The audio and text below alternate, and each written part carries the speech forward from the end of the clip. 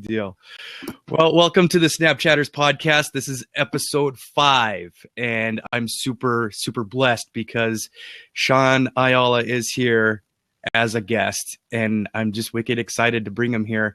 Sean, go ahead and introduce yourself to the people listening that maybe don't know you yet. Well, cool. Well, first, thank you for having me on here. I appreciate you reaching out. I'm excited to be here, so thank you. So for those that do not know me, my name is Sean Ayala. I am a Snapchat interactive storyteller. I love to create games and stories on the platform that involves drawings of characters, movie characters, but most importantly, I like to involve my friends within the stories that I create. So that's one. And then second, I really love to talk about Snapchat strategies and tips. I've been on the platform for well over a year and some change. And I think I'm finally at a point where I can actually share the research and the analytics and the things that I've learned from the platform through my experience and through my peers to share and give that back as well. That's fantastic. This is definitely the right show for you then, because I'd like to give listeners some new tips and, for the newbies and also, for the more advanced people to maybe learn some strategy. And it's good to have a guest on the show with boots on the ground that's been in the trenches. I'm still fairly new and I am no expert on Snapchat whatsoever, but I love it. And I love podcasts. So I thought, why not merge the two? Agree. There's some incredible things and some incredible tips that people fail to realize that I think is very important when starting Snapchat. So would love to get into that too. We definitely will. First, I kind of wanted to ask you, what was walking life for you before you discovered Snapchat? Kind of take us up to that point. So my 9-to-5 job. Currently, I lead a marketing team and a creative team for a company, Fortune 500 company, and I'm just in marketing to begin with. And I listen to Gary Vee a lot. And probably about a year ago, a year or two, I'm losing track of time. He kept talking about this app called Snapchat, and during that time, I was trying to figure out what is my life in this social media realm.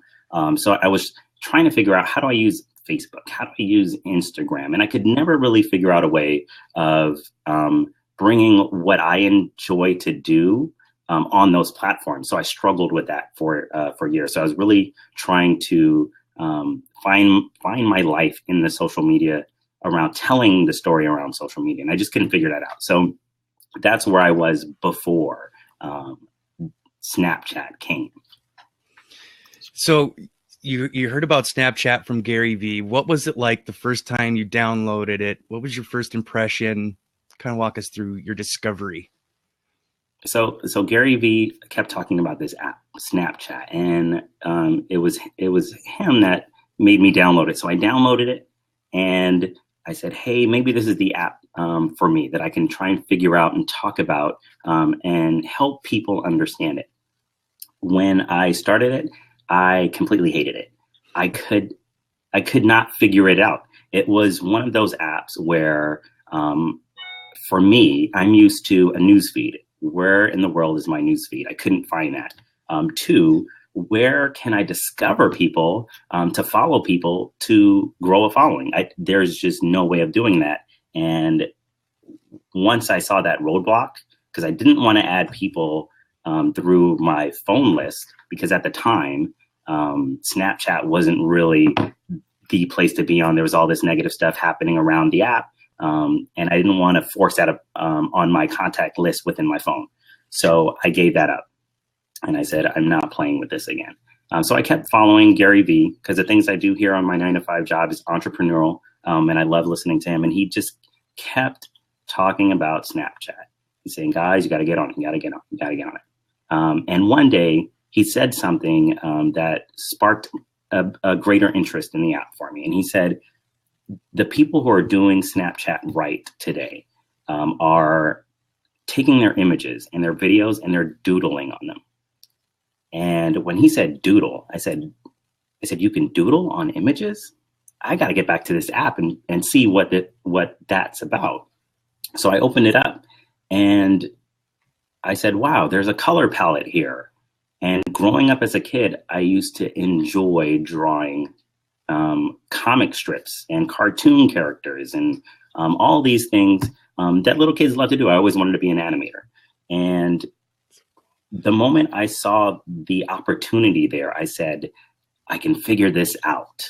I can draw some things on here and just make my childhood story kind of come to life with what I'm doing today. And that's when I really started picking it up and started learning. So from that point, I had to find other people on Snapchat. There was no discovery still. So there was no Snapchat.codes. There wasn't an 11th second.com or an app like Slinger. So I Googled everything and I found 3 people that inspired me to really go beyond what I was normally doing. I was just drawing cartoon characters on pictures. And I found Sean Doris. I don't know if you're familiar with Sean Doris, but he's probably the most popular and paid Snapchatter out there today. I found Cyrene Q, and I found a girl by the name of Celia Snaps. And I started following these people. And what I found with their content and how they were presenting their content on the platform inspired me to figure out what were they doing and how do I do the same thing that they were doing. So I tried to build relationships with them within the platform, because in the platform you can follow people, and if they have their account opened to chat with them, you can't. Luckily, all 3 of them did, and I was able to start building relationships with these guys, which then turned into helping me figure out the app and understand how to utilize it to make what I wanted to come out through the app. That's amazing. And I'm guessing that's probably what led to some of these pretty cool collaborations that you've done as well. Am I right? Yeah. So a lot of it. So in the beginning, because Snapchat, the cool thing about Snapchat that you're just able to draw on things. And there was some people out there like Cyrene Q and Celia Snaps doing these cool ways of getting their audience to engage with the platform. And for me, I found it interesting that people can really interact using the app instead of just watching people. So I wanted to figure out, how do I create interactive stories that I can get my audience engaged and get them to tell other people about how cool and different the content is. Because I'm not that person that is documenting every minute of my life. For me, my strategy is to create cool and interesting content, interactive content that get people excited and take them out of their moment in time if they're having a bad day or anything. Just, I wanted to give them something different and unique. So in the beginning, I started creating content that gets people involved. And that's one of my big things. I want my friends and my community to be involved in every Snap story I create, because I think word of mouth is extremely important on the platform, especially before the Snapchat.codes days and the Slinger days and the 11 second days. And I think it's really important today. It's creating content that is memorable and is shareable, because at the end of the day, you are as good as your last snap. And if you're building this huge following and they're seeing this snap for the first time, and it's not the best snap that they expected or thought that you would have, they may not give you a second chance. So I think the attention and the way you communicate needs to be on point every single time with Snapchat, because you'll win them or you'll lose them. Definitely. There's quite a few tweetables in there, Sean. Well done. Those are some amazing nuggets of truth from an expert, and I really appreciate those. Thank you.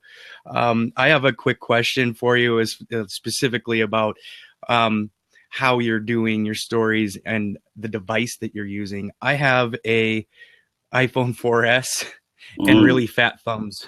So I can't draw like I would really love to draw. And so while trying to draw on a snap, I gain more appreciation for how people do that, because I'm like, well, wow, this is so hard for me to do. I wonder how they do it. So now that I have an artist and an interactive storyteller with me, I've got to ask you, how do you make these? So several ways, right? People use their fingers. I know Sean Doris used his fingers. Me, I cannot use my fingers. I'm just not that steady. So I use a pen. I use a stylus pen. I actually have several devices that I work with. I have the iPhone 6S because I always want to stay updated with the latest features and functionality of Snapchat with the iOS device. I also have two 6 Pluses that I use.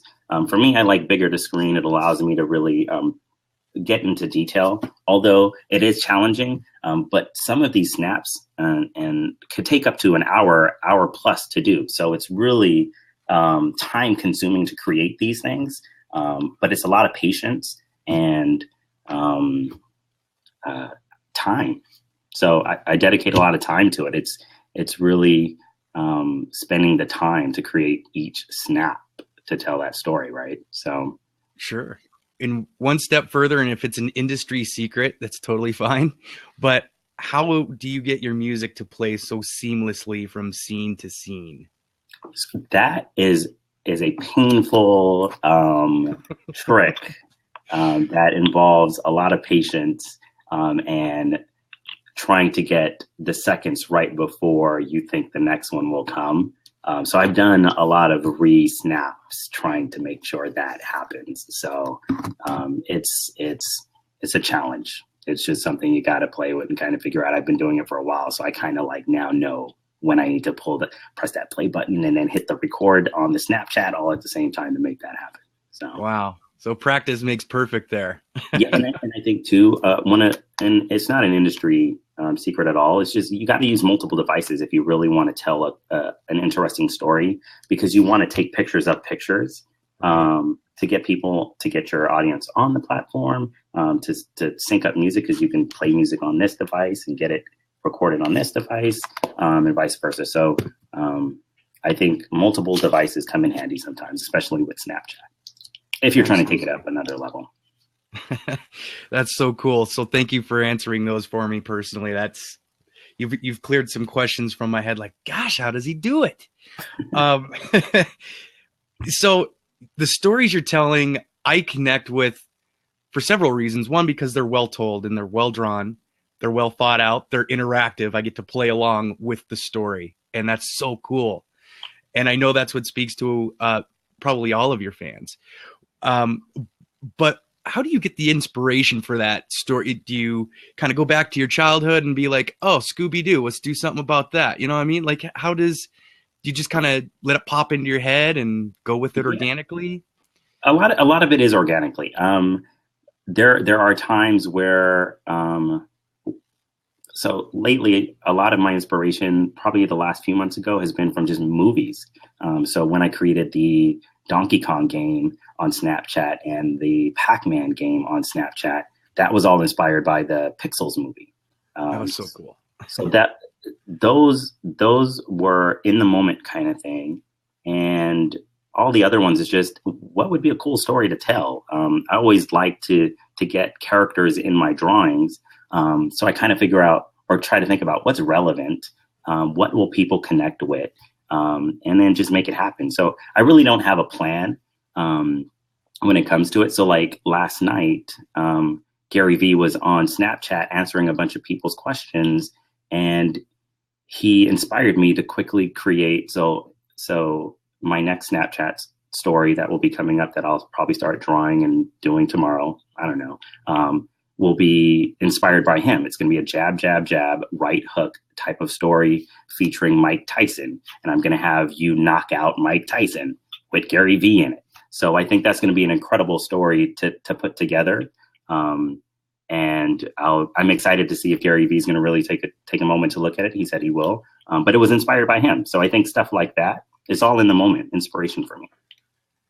Man, that's amazing. So the way I imagine when you're making these stories in my head is you filmed your scene, and then you have to draw inside that scene before you can move on to the next. Is that correct? Or have you found different applications to help you? So right now, so I have a storyboard. So I actually have this available on my website. Look at that. I actually storyboard everything that I do before I start getting into the app and drawing it out. So this is the idea so far that I've written down for the Gary Vee story with Mike Tyson. So I'm literally just quickly drawing out every single frame. So that way I have some story put in place. So when I get to my phone, I can start drawing and creating the story as it takes place. I can add in a pro tip here if you want me to. If not, I can save it for the end. Definitely go for it.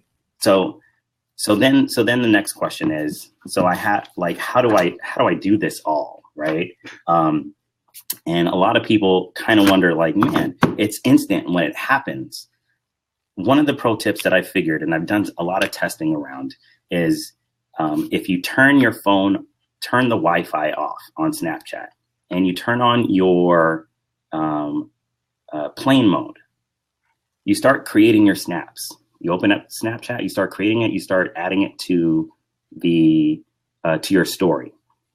What it's doing, it's building everything up on your Snapchat account without posting it to your Snapchat story.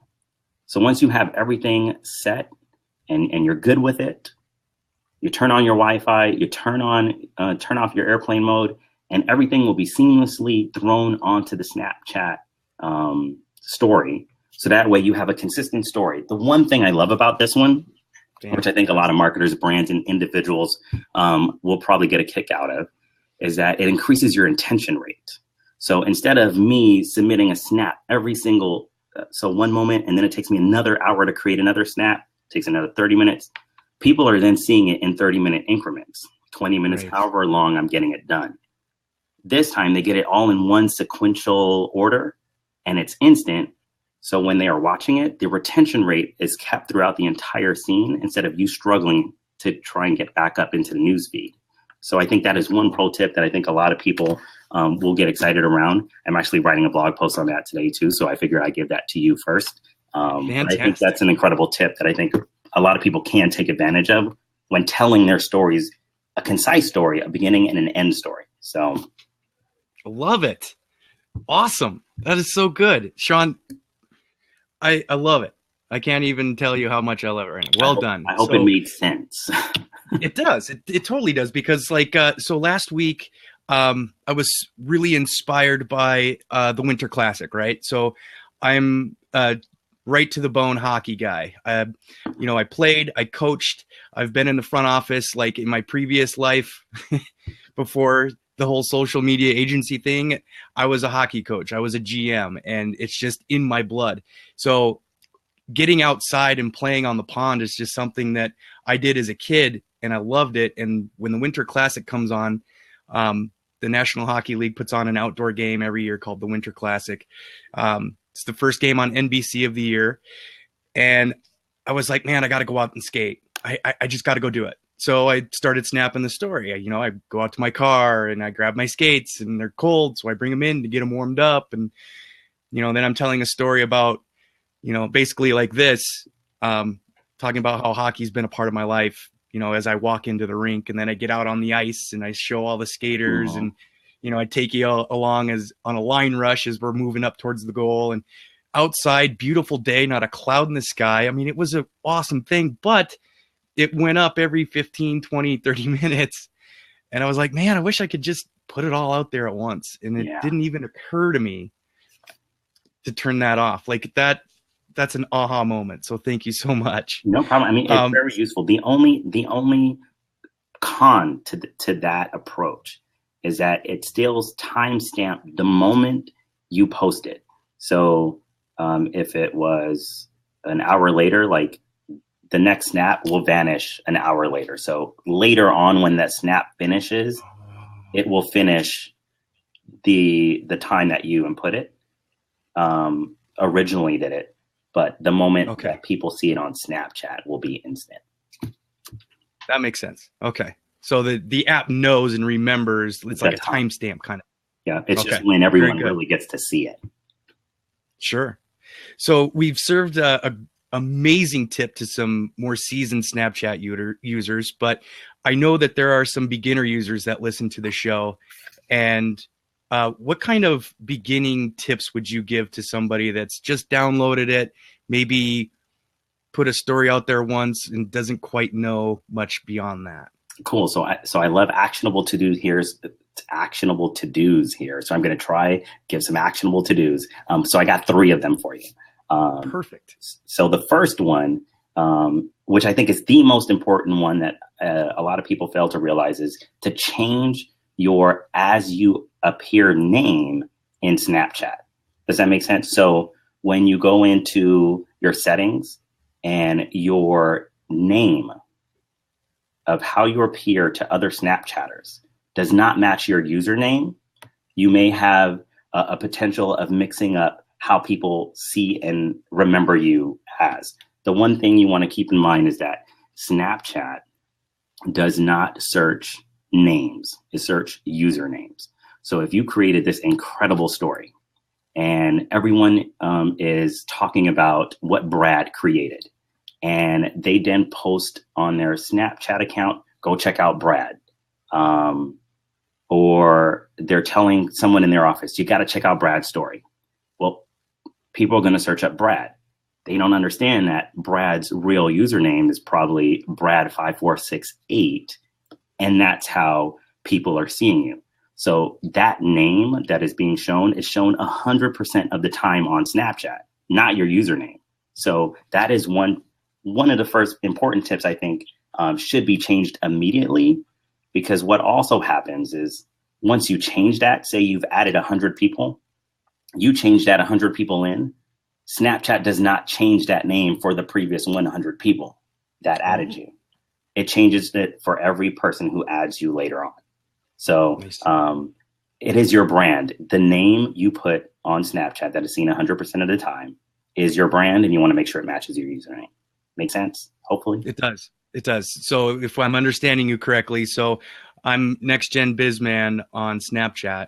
So then my username that people search for would be Next Gen Bizman and not Brad. Yep. Right. So, and you do it perfectly. You have it as the name you appear on Snapchat.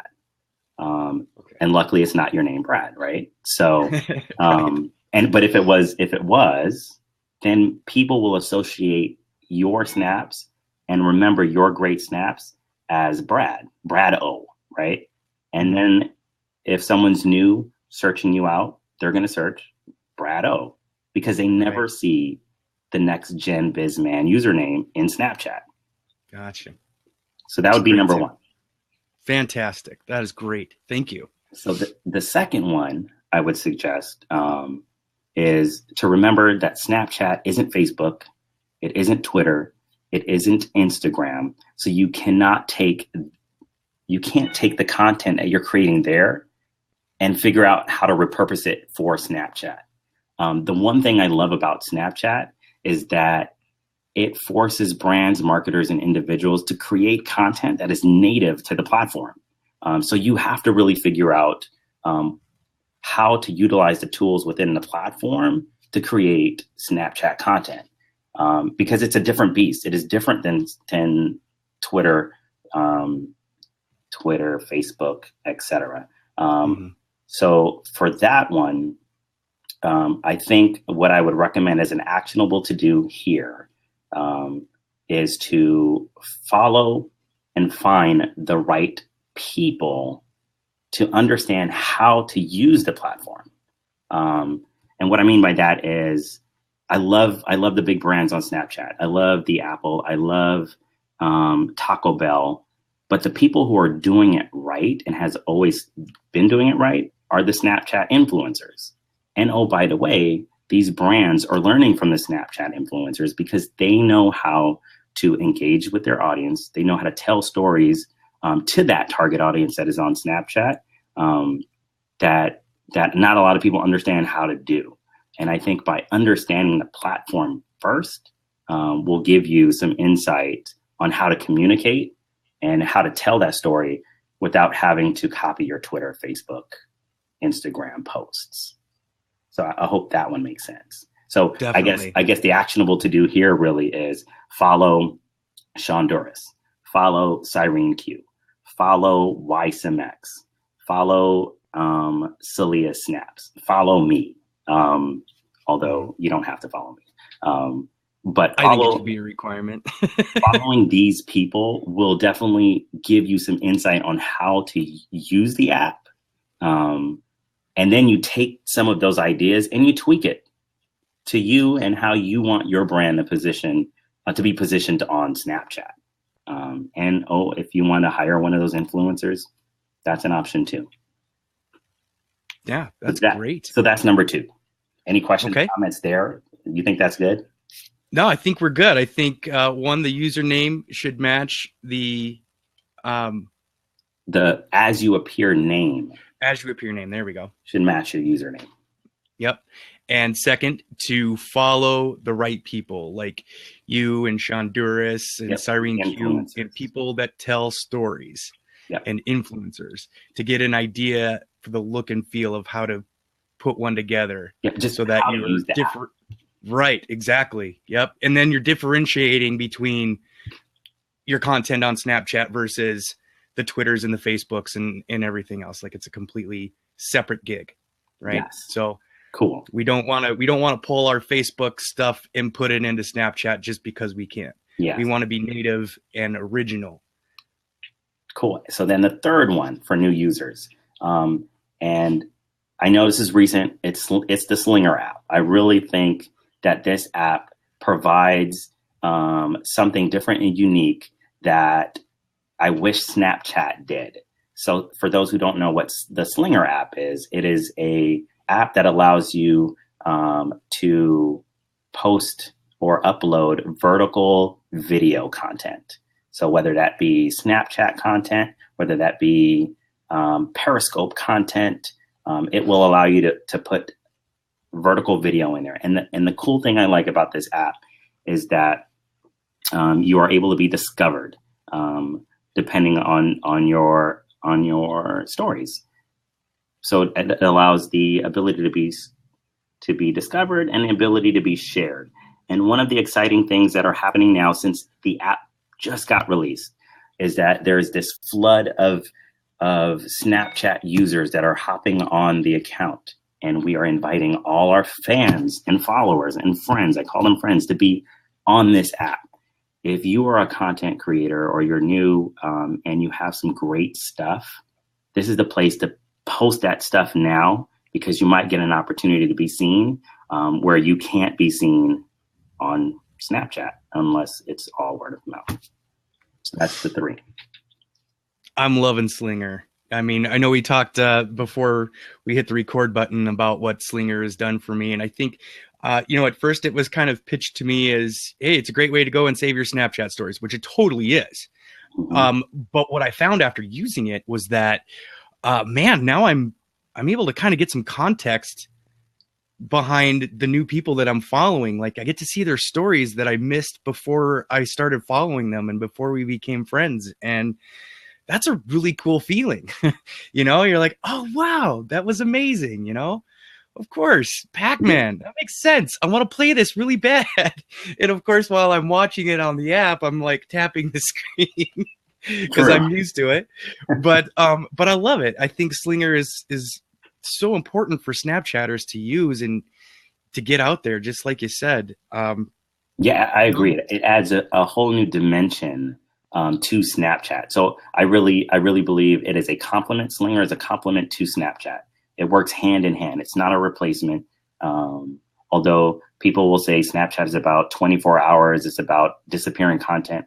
And everyone can agree or disagree. I disagree. I think it adds a great layer of getting the person out and their content to be seen by many more that may have never been seen before. So, quick question. Maybe you know this. So, as of a couple days ago, this was only available for iOS devices. Is that true? Still? Yes. At the moment, it's only available for iOS. They are working on a Android app. for it. Yeah. So Cool. that is coming soon. Mm-hmm. Yeah, that's why I switched from Android to iPhone early last year, because I was like, I can't be without this new thing called Periscope, and it's driving me nuts because all my friends are doing it and I can't from my Android device. Oh, I didn't know it wasn't available on Android. Not when it first came out. So this is I'm going to show off the home or the profile screen for Slinger, and you'll know it's the right app because when you're in the iPhone App Store, it's a blue icon with a white slingshot silhouette on it called Slinger, Slinger. And it's a lot of fun right now. Like, it kind of feels like we're all like watching each other's videos and liking them and things like that. Like, it's just such a great time to be on Slinger right now. Yeah, no, now is the moment to be on Slinger before it gets really crowded. And just the opportunity to be seen is just really huge. So, so the other thing to that too is when I think about new people on Snapchat and you don't have a following, you don't have much followers, or I actually started from zero. The other tip, so sorry for adding in another tip. By all means. is to create content with a zero following. Like, don't hesitate to create content in the app, and it's okay if no one doesn't see it. There's that download button that you download the content, and you use other social media sites to get the word out about you being on Snapchat. And even today, and it was a recent update a few months back, define recent, right? But the snap code, being able to take your snap code and post it as your avatar or your profile pic on Facebook and Twitter, and posting it in posts to get the word out that you are on Snapchat, I think is an incredible tool and an incredible asset that I think people should take advantage of, but still create content with zero followers. I remember my first 10 weeks of the app, and I just kept creating content, and my following, because I shared it on Instagram and Facebook, I saw my following grow from 20 to 40 to 60 to over 1,000 plus people in 10 weeks. And I was blown away. It's just create content, no matter who's watching or not, to get the word out. Definitely. Yeah, that's the only way to show that you're active on it, right? Because I mean, I love this about Snapchat, that people have to make an effort to follow you, right? Like, it's a land where the auto follow is completely impossible. And I love that. Love it. Correct. You know, so why not respect the people that are following you now by giving them what they went there to see, right? You know, give them more of yourself. So is that kind of Agree. a way to wrap that? Cool. Agree. So since we're live on Blab here, guys, if you're here in the room in the chat, do me a favor, tweet this out, tell a little bird, let everybody know that Sean's in here, and go ahead and start typing in your questions. If you have questions for Sean, go ahead and type them in /Q, and we're going to get to a Q&A here in just a second. But Sean, to kind of wrap up the recorded portion of the show, the floor is yours, man. Is there something you kind of want to throw out there for people to find you, or is there something special you're working on? I mean, you mentioned the Gary Vee story that's going to pop soon in the Right Hook. Oh man, I'm super excited about that one, by the way. The floor is yours, man. You can promote whatever you'd like. You can say whatever you like. The floor is yours. Awesome. So thank you first. Thank you for having me on. I really do appreciate it. This was fun, giving me the opportunity to talk about Snapchat, some tips and some ideas around it really fuels me. So thank you. For those, if you want to follow me on Snapchat, you can find me at Sean Ayala. My username is the same across all social media platforms, which I think is really important. I do post some tips and strategies on SeanAyala.com. And that's where you can find everything about me. So this week, this week I'm going to make some time to create a new Mike Tyson story featuring Gary Vee on my Snapchat story. So if you're interested in seeing what an interactive Snapchat story looks like, you can follow me on Snapchat to see what that looks like. So thank you. Definitely. And I think I'll put in the show notes too, a link to your YouTube channel so they can go back and they can kind of see some of those stories as well, if you're cool with that. Yes. Sean, thank you so much. It's been a blessing and it's been an honor spending some time in the screen with you today. I really appreciate it, man. God bless. No, thank you. I appreciate everything you're doing. You're awesome. So keep it up. All right. I appreciate it. Is that Snapchat isn't for everyone. It's not for every brand, every marketer, every individual. The target audience on Snapchat right now is 18 to 35. So if that is your target audience, then spend some time to figure out the Snapchat app, get on it, and start building the relationships and start building the community, because the visibility that you're able to gain on Snapchat with each snap is far more greater than Facebook and Twitter right now. And that's really because of the attention span, or just the attention that you can get from the community, and the ability to be seen and heard is just far more greater. I think that was what I was saying. Nailed it. Absolutely. And that leads into a question of mine that I had for you. Do you feel like the interactions that you have on Snapchat, do you feel like the relationships are a little deeper when connecting through Snapchat? Because I definitely feel that way.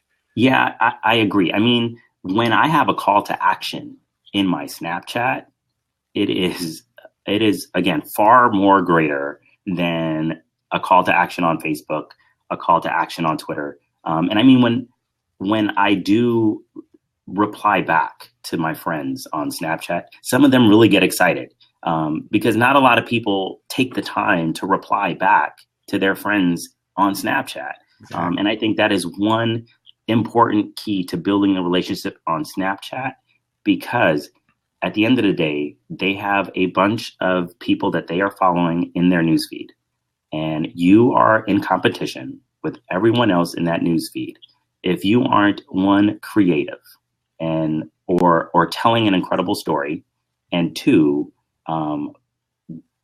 building relationships and connecting with these people outside of that story, they may not give you another shot. So I think it's just important to make sure you're fully engaged and you also get them engaged in your story. That is perfectly said. I don't feel like my stories at this very moment in time, they're better than they were when I first started, but they're still not quite where I'd like them to be. But I think what keeps me, I hate to use the term relevant, but I think what keeps me connecting with people is just interacting with them. That swipe up to chat feature is awesome just for that very reason. And I love to just swipe up and say something real quick. Just let them know that I've seen it, that I, got some value from it, or just to say hi or something like that. And that's so core to building relationships with people, right? Is just knowing that they're listening, they're interacting, and that they appreciate the work that you're doing. And I would take that a step further. I would, when you ask those questions, take a picture of them answering your question. If you have two devices, you take a picture of the picture and you post it to your story. People want to be seen. I mean, people love that you're acknowledging them on a Snapchat story, which then in turn, they will tell all their friends and followers, hey, Sean is actually adding people to his story. You should check me out on his story. I'm on his story. So I think making sure that you even take it a layer up and add them back into your story versus just communicating with them on the back end too. So I think that is an important piece of it as well. Do you need to have two devices in order to do that? So when I snap you a question and you add it and I see myself up on the screen, like how did you take that and then put it into your story? So there's several ways of doing it. There's some unofficial Snapchat ways with some third-party apps that allows you to download Snapchat stuff and upload it. I like doing it the simple way. I just take a picture, so I'll screenshot it, or I'll just take my other device. Actually, no, you would have to screenshot it because the moment you log out of it, Snapchat on one phone and open it on another one, you're logging yourself out. So I would Oh. screenshot it and then take my other device, log into Snapchat, and then take a picture of it. Sometimes I'll get really creative to kind of not show the phone in the picture, so it looks like it was uploaded. But then times I would just show the phone to kind of like show that I like, you know, just trying to give some different views of it to get creative with it. Absolutely. Man, that's cool. I could talk about Snapchat all day long. Thank you so much for doing this. So